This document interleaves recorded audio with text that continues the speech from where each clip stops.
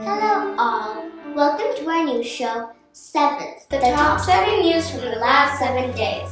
Let's look at the major news that grabbed our attention. UK elections.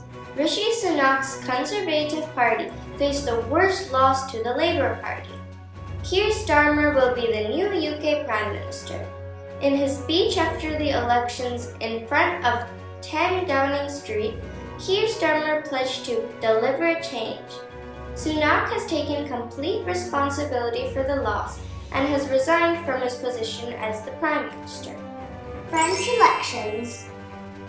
The elections are scheduled for this Sunday. All major polls indicate that 28-year-old Jordan Bardella of the National Rally might become the next Prime Minister. He is part of the far-right party, which has not been in power since the World War II.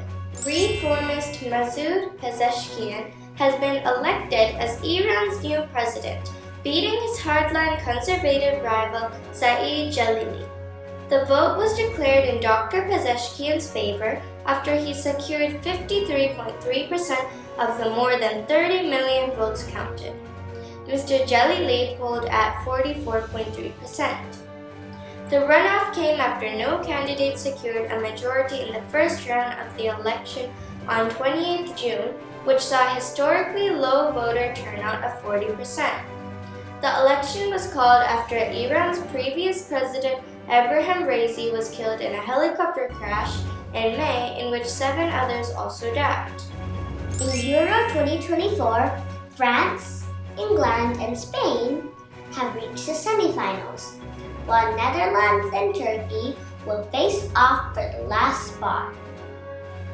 In COPA 2024, Argentina and Canada have made it to the semis.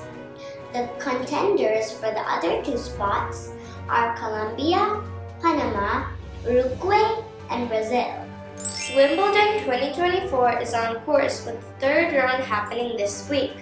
Top players like Djokovic, Alcaraz, and Medvedev are all making progress. In women's singles, high-ranked players Emma Raducanu, Keys, and Goff are through to the next rounds. The San Fermin Festival, famous for the running of the bulls, has kicked off in Pamplona, Spain, with the firing of the Chupinazo rocket from the City Hall balcony. Tens of thousands of spectators crowded the square on Saturday, most of them dressed in traditional white, waving red scarves, and shouted, "Viva San Fermin!" Though there are many protests against it, the tradition lives on, where thousands of people run along with 6 raging bulls in the streets of Pamplona. French cyclist Julien Bernard has given a light-hearted apology after being fined for kissing his wife during a Tour de France time trial. The rider was made to pay 200 Swiss francs by the International Cycling Union for stopping briefly during stage 7 of the race. Tour de France is the world's most famous cycling competition, held annually, primarily in France, and it takes place over 21 days and spans over 3,500 kilometers. That's it from us, folks. Thanks for tuning in. Meet you all next week with another episode of 7th, The top 7 news from the last 7 days. Bye!